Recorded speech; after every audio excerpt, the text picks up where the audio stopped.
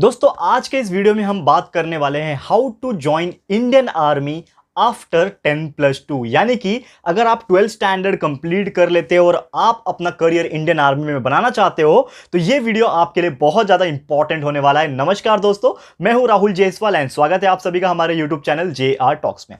तो फ्रेंड्स, अगर आप अपने देश के लिए कुछ करना चाहते हो, आपका भी एक सपना है कि मैं भी आर्मी के लिए काम करूं, इंडियन आर्मी के लिए काम करूं और अपने देश का नाम रोशन करूं, अपने देश के लिए मर मिटने के लिए जो तैयार होते हैं दोस्तों और अपने देश के लिए कुछ कर दिखाना चाहते हैं, तो उनके लिए यह वीडियो बहुत ज्यादा इंपॉर्टेंट है। और अगर हम एक प्रैक्टिकली बात करें तो सिर्फ अगर हम सोचे कि हमको सिर्फ देश के लिए करना है, तो इस सोच के साथ अगर आप आगे बढ़ना चाहते हो तो डेफिनेटली ये तो आप कर ही सकते हो। लेकिन इसके अलावा देखा जाए तो इंडियन आर्मी अगर आप ज्वाइन करते हो और अपना करियर बनाते हो तो बहुत सारी फैसिलिटीज और बहुत अच्छी करियर अपॉर्चुनिटीज आपकी बन सकती है दोस्तों। तो सबसे पहले यहां पे करियर अपॉर्चुनिटीज की अगर मैं बात करूंगा तो इसमें अगर आप जॉब ले लेते हो, यानी कि अगर आपका सिलेक्शन हो जाता है और आप इंडियन आर्मी में काम करते हो तो आपको बहुत अच्छी सैलरी ऑफर होती है। ठीक है, यानी कि बहुत अच्छी सैलरी, जितना आप नॉर्मल कोई भी बड़े से बड़े जॉब में जितना आप अर्न करोगे उसके हिसाब से आप बहुत ही अच्छा यहां पे अर्न करते हो, क्योंकि गवर्नमेंट आपका बहुत अच्छे से ख्याल रखता है। दूसरा ये चीज होती है कि जॉब सिक्योरिटी होती है, यानी कि आप एक गवर्नमेंट के अंडर में काम कर रहे हो, गवर्नमेंट जॉब है आपकी। इंडियन आर्मी मतलब क्या होती है? गवर्नमेंट जॉब है। तो यानी कि आपको गवर्नमेंट जो है देख रखाव करेगी, आपका जो जॉब है वो सिक्योर है, यानी कि आपको कोई जॉब से नहीं निकाल सकता अनलेस एंड अनटिल कि कुछ अलग गलत एक्शन ना हो जाए, कुछ अलग चीज हो जाए, तब तक आपको कोई निकाल नहीं सकता। सैलरी बहुत अच्छी मिलेगी, बहुत ही तगड़ी मिलेगी सैलरी, गवर्नमेंट सिक्योरिटी। और इसके अलावा जो सबसे ज्यादा अट्रैक्ट करने वाली जो चीज होती है ना, जो इंडियन आर्मी में या फिर जितने भी डिफेंस वाली जो चीजें होती है वो होती है दोस्तों पेंशन। यानी कि जो सरकार होती है, जो गवर्नमेंट होती है, आपको अपने रिटायरमेंट के बाद भी पेंशन मिलता रहता है। यानी कि आप लोग को एक सोच होगा ना कि यार मैं जितना ज्यादा अर्न करूंगा अभी से ही और जमा करके रख लूंगा तो मेरे रिटायरमेंट के बाद वो जो जमा किया हुआ पैसा रहेगा वो मुझे काम आएगा। लेकिन यहां पे तो वैसा सोचने की जरूरत ही नहीं, क्योंकि अगर आप रिटायर भी हो जाओगे तो आपका जो ख्याल है वो कौन रखेगा? गवर्नमेंट रखेगा। आपको हर महीने का जो पेंशन है वो देता रहेगा। ठीक है, तो यहां पे इस वीडियो में हम बात करने वाले हैं, ये तो मैंने कुछ चीजें बता दी, लेकिन यहां पे हम बात करने वाले हैं कि अगर आप परस्यू करना चाहते हो इंडियन आर्मी में करियर, तो सिर्फ 10+2 करके, यानी कि सिर्फ 12th करके अगर आप जाना चाहते हो तो आप कैसे जा सकते हो। मैं यहां पे ग्रेजुएशन वाली चीज नहीं ला रहा हूं कि अगर आप ग्रेजुएट हो या फिर इंजीनियर हो तो आप कैसे जा सकते हो, वो सब चीज हम एक सेपरेट वीडियो बना लेंगे अलग से, उसके लिए हम बना देंगे। लेकिन अगर कोई बच्चा यहां पे 10th पास करके 12th में जाता है और 12th के बाद वो ये सोचता है कि किस प्रकार हम इंडियन आर्मी में भर्ती हो जाए, इंडियन आर्मी में कैसे चले जाए, वो ये वीडियो जरूर देखें और ये वीडियो एंड तक देखें, तभी आपको समझ में आ जाएगा। ठीक है, तो सबसे पहले अगर मैं बात करूं, there are so many ways जिसके हेल्प से हम लोग जा सकते हैं इंडियन आर्मी में। बहुत सारे तरीके हैं, तो नॉर्मली 3 तरीका आपके लिए लेकर आया हूं। अगर आप 12th स्टैंडर्ड में हो, 12th के आगे आप इंडियन आर्मी में जाना चाहते हो तो 3 तरीका आपके लिए लेकर आया हूं। सबसे पहला जो तरीका है आपके लिए वो है एनडीए का एग्जामिनेशन। ठीक है, एनडीए आप सभी को पता है दोस्तों, नेशनल डिफेंस एकेडमी। ये हर साल जो है एग्जामिनेशन अपना करवाती है, वो भी किसके थ्रू करवाती है? यूपीएससी के थ्रू करवाती है।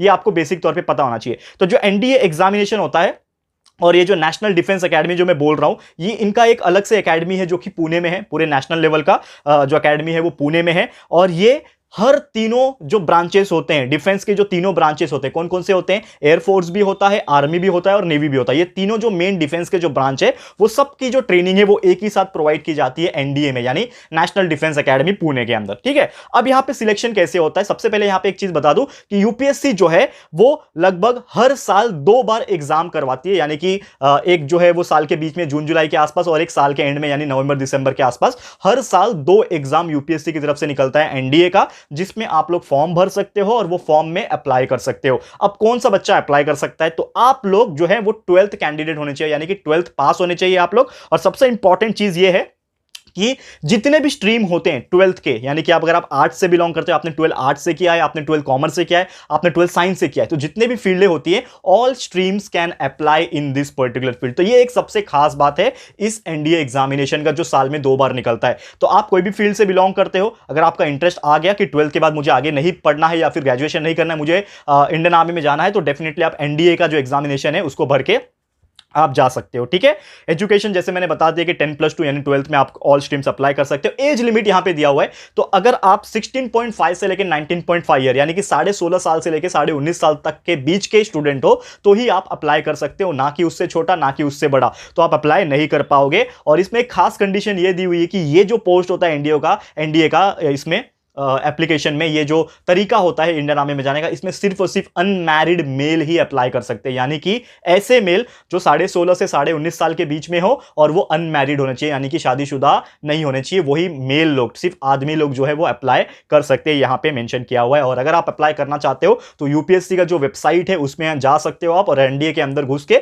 वहां पे फॉर्म्स निकलते हैं हर साल में 2 बार, उसके थ्रू अप्लाई कर सकते हो। और इसका जो सिलेक्शन प्रोसेस होता है सेम वही रहता है जो बाकियों का जैसे होता है। आपको एक रिटन एग्जाम देना पड़ेगा, रिटन एग्जाम के बाद आपका एसएसबी इंटरव्यू होता है, that is staff selection board, SSB का इंटरव्यू होता है जिसमें आप लोग को स्क्रीनिंग पे बुलाया जाता है और उसमें जो कैंडिडेट्स परफेक्ट होते हैं उसको सिलेक्ट किया जाता है, बाकी को बाहर किया जाता है, और वो जो सिलेक्टेड कैंडिडेट्स होते हैं उनको प्रोवाइड किया जाता है ट्रेनिंग। 3 साल 4 साल की ट्रेनिंग होती है यहां पे आपको प्रोवाइड की जाती है, लगभग 3 इयर्स की ट्रेनिंग होती है, ठीक है। तो उम्मीद करता हूं कि ये जो पहला प्रोसेस था जिसके थ्रू आप इंडियन आर्मी में जा सकते हो 12th करके ही, ये आपको अच्छा लगा होगा, समझ में भी आ गया होगा। अब चलते हैं हमारे दूसरे प्रोसेस की तरफ, जो दूसरा तरीका है। अगर हम बात करें जो दूसरा तरीका है, अगर आप इंडियन आर्मी में जाना चाहते हो और एनडीए के थ्रू नहीं जा पा रहे, तो दूसरा तरीका भी हमारे पास जो कि है टेक्निकल एंट्री स्कीम। अब नाम से टेक्निकल साउंड कर रहा है, यानी कि कहीं ना कहीं आपको जो अपॉइंट किया जाएगा आपको एज ए इंजीनियर अप्लाई किया जाएगा। अब सवाल यह भी उठता है कि क्या इंजीनियर ग्रेजुएशन वाले? नहीं, आप 12th के बेस पे भी जब जाओगे तो वहां पे एज ए इंजीनियर आपको अपॉइंट किया जाएगा। क्यों? यहां पे आप टेक्निकल सब्जेक्ट्स के थ्रू जा रहे हो, तो इसके लिए सबसे पहला इसका जो क्राइटेरिया है, सबसे पहला जो बेसिक क्राइटेरिया है वो है कि आप एक साइंस के स्टूडेंट होने चाहिए। यानी कि अगर आपने 12th किया हुआ है दोस्तों, तो 12th अगर आपने किया हुआ है तो आप एक साइंस के स्टूडेंट होने चाहिए। और साइंस में भी आपको पीसीएम सब्जेक्ट, आपको पता है जब आप 12th में साइंस करते हो तो देयर आर 4 सब्जेक्ट्स, 4 सब्जेक्ट्स होते हैं, आपको पता है, फिजिक्स, केमिस्ट्री, मैथ्स, बायो, जिसको बोलते हैं हम लोग physics P, chemistry C, maths M और बी, पीसीएम भी बोलते हैं। यानी कि आपका बायोलॉजी जो होता है उसका किसी काम का नहीं है, क्योंकि टेक्निकल की अगर मैं बात करूं तो उसमें बायो नहीं आ जाता है। तो पीसीएम सब्जेक्ट जो है फिजिक्स केमिस्ट्री मैथ्स, ये पीसीएम सब्जेक्ट में एटलीस्ट आपको 70% होने चाहिए, तब भी जाके आप ये टेक्निकल एंट्री स्कीम के थ्रू अप्लाई कर सकते हो और आर्मी में जा सकते हो। इसमें भी एज लिमिट है, एक एज क्राइटेरिया है, तो इसमें भी आप अगर 16.5 से लेकर 19.5, 16.5 से 19.5 साल के बीच के अगर स्टूडेंट हो तो ही अप्लाई कर सकते हो, अदरवाइज नहीं अप्लाई कर सकते। एंड सेम इसमें भी कैंडिडेट्स जो होंगे वो अनमैरिड मेल होने चाहिए, एज लिमिट उतना होना चाहिए, और अनमैरिड होने चाहिए, शादीशुदा एलिजिबल नहीं है। और आप अप्लाई करना चाहते हो तो इंडियन आर्मी के वेबसाइट पे, मैं बात कर रहा हूं यूपीएससी नहीं, यहां पे इंडियन आर्मी के वेबसाइट पे आपको अलग से जाके अप्लाई करना पड़ेगा। यहां पे भी लगभग साल में 2 बार, यानी कि एक बीच में जून जुलाई के आसपास और एक एंड में नवंबर दिसंबर के आसपास आपको जो वैकेंसी है वो देखने मिल जाएगी और आप वहां पे जाके अप्लाई कर सकते हो। और यहां पे एक क्राइटेरिया यह है कि टेक्निकल एंट्री स्कीम में जब आपका सिलेक्शन होता है तो इसमें आपको 5 साल का ट्रेनिंग प्रोवाइड किया जाता है, और 5 साल के ट्रेनिंग में 4 साल का जो ट्रेनिंग होता है वो आर्मी के इंजीनियरिंग जो कॉलेज होते हैं, आर्मी के इंजीनियरिंग कॉलेज, उसमें आपको पढ़ना पड़ता है। यानी कि एक तरीके से ट्रेनिंग ही होता है, लेकिन यहां पे आपको अलग से पहले पढ़ाई करके पहले इंजीनियर बन के नहीं जाना होता है। यहां पे आपको पहले सिलेक्शन कर दिया जाएगा, बाद में आपको पढ़ाया जाएगा, आपको engineering point of view knowledge दी जाएगी, लेकिन वो इंजीनियरिंग नॉलेज आर्मी पर्सपेक्टिव के हिसाब से होती है, आर्मी के पॉइंट ऑफ व्यू होती है। तो आर्मी इंजीनियरिंग कॉलेज में आपको ट्रेनिंग मिलती है 4 साल की, जिसमें आप इंजीनियर बन जाते हो, और उसके अलावा 1 साल अलग से बेसिक ट्रेनिंग प्रोवाइड की जाती है। तो कुल मिला के 5 साल की ऐसी ट्रेनिंग आपको होती है इन दिस पर्टिकुलर फील्ड, जिसका नाम है आपका टेक्निकल एंट्री स्कीम। तो ये था हमारा दूसरा मेथड जिसके थ्रू आप अप्लाई कर सकते हो और इंडियन आर्मी में जा सकते हो। करेक्ट है, समझ में आ गया। अब हमारा जो आखिरी है, तीसरा जो कैटेगरी है जिसके थ्रू आप सिर्फ 10+2 करके भी इंडियन आर्मी में जा सकते हो, वो है दोस्तों सोल्जर एंट्री स्कीम। ये थोड़ा सा अलग है और थोड़ा सा डिफरेंट भी है, कहने का मतलब है। तो सोल्जर एंट्री स्कीम ये एक ऐसा स्कीम है जिसमें जो आर्मीज जो होते हैं वो रिक्रूटमेंट रैलीज निकालती हैं, अलग अलग तरीके से रिक्रूटमेंट कैंप्स ऑर्गेनाइज करती है, रैलीज निकालती है, और ये साल में लगभग 1 से 2 बार हो सकता है। तो एवरी ईयर क्या करती है, जो हमारे इंडियन आर्मी होती है वो रिक्रूटमेंट रैलीज निकालती है, और उसके रैलीज में क्या होता है, रिटन एग्जाम्स, फिर मेडिकल एग्जाम एंड साथ में आपका फिजिकल एग्जाम, ये तीनों को लिया जाता है। यानी कि पहले रिटन आप क्लियर करते हो, फिजिकल क्लियर करते हैं, और उसके बाद अगर मेडिकली फिट हो आप, तो ये तीनों को कंसीडर करके आपको सिलेक्ट किया जाता है। और इसमें भी क्राइटेरिया यही है कि आप 10+2 होने चाहिए, लेकिन एक और क्राइटेरिया यही है कि अगर आप बहुत ज्यादा जूनियर लेवल पे अप्लाई करते हो, जैसे कि बहुत सारे ऐसी चीज होते हैं, क्लर्क लेवल होता है, नर्सेस लेवल होते हैं, तो ऐसे बहुत सारी चीजें इसमें आ जाती है, ठीक है। तो आप अगर 10th पास भी हो तो भी आप अप्लाई कर सकते हो ये सोल्जर एंट्री स्कीम में, लेकिन ज्यादातर प्रेफरेंस 10+2 वाले को दिया जाता है, जिसमें सोल्जर क्लर्क वगैरह जो है वो शामिल होते हैं। तो अगर आपको ये फील्ड में जाना है तो डेफिनेटली आप इसके थ्रू भी फॉर्म भर सकते हो। क्लियर है। तो ये थे हमारे टोटल 3 तरीके जिसमें हम लोग सिर्फ और सिर्फ 12th करके यानी 10+2 करके भी इंडियन आर्मी में जा सकते हैं। तो ये 3 तरीका उम्मीद करता हूं कि आपको हेल्प करेगा, और लिटरली अगर आप इंटरेस्टेड हो इंडियन आर्मी में जाना चाहते हो सिर्फ 10+2 करने के बाद, तो ये तरीका आप बिल्कुल फॉलो कर सकते हैं और हो सकता है आपका भी सिलेक्शन हो जाए। बस आपको अपनी तरफ से क्या करना पड़ेगा दोस्तों, हार्ड वर्क करना पड़ेगा, मेहनत करना पड़ेगा और कंसिस्टेंसी रखनी पड़ेगी, तभी आपका सिलेक्शन होगा। और हर साल दोस्तों एक और चीज मैं बता दूं, यहां पे एक सबसे इंपॉर्टेंट चीज जो मैंने आपको नहीं बताई, हर साल ये जो एग्जाम्स होते हैं, ये जो इंडियन आर्मी के जो एग्जाम्स निकलते हैं, चाहे वो यूपीएससी के एनडीए के थ्रू हो, चाहे वो आपके टेक्निकल एंट्री स्कीम के हो, तो हर साल लगभग 30 से 35 लाख लोग अप्लाई करते हैं दोस्तों।